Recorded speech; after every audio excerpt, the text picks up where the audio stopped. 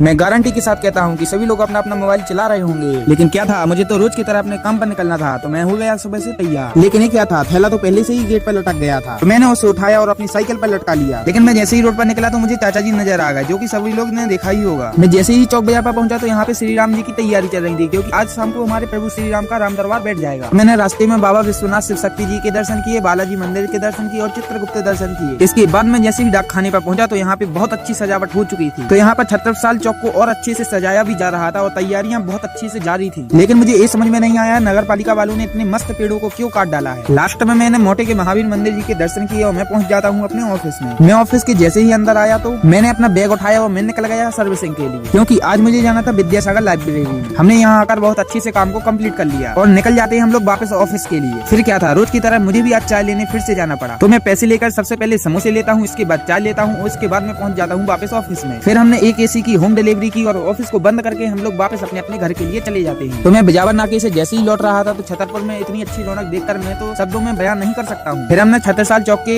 Decoration का बहुत अच्छे से आनंद लिया और इसके बाद मैं लौटाता हूँ वापस अपने घर के लिए। तो रास्ते में मैंने बालाजी के भी दर्शन किए। इसके बाद मैं जैसे ही चौक बाजार पर आया तो मैंने देखा यहाँ पे तो हमारे प्रभु श्री राम जी आ चुके थे, लेकिन इनकी स्थापना कल होगी। तो मैं इनको राम राम कह के मैं निकल जाता हूँ अपने घर के लिए और ब्लॉग को करता हूँ यहीं पे समाप्त।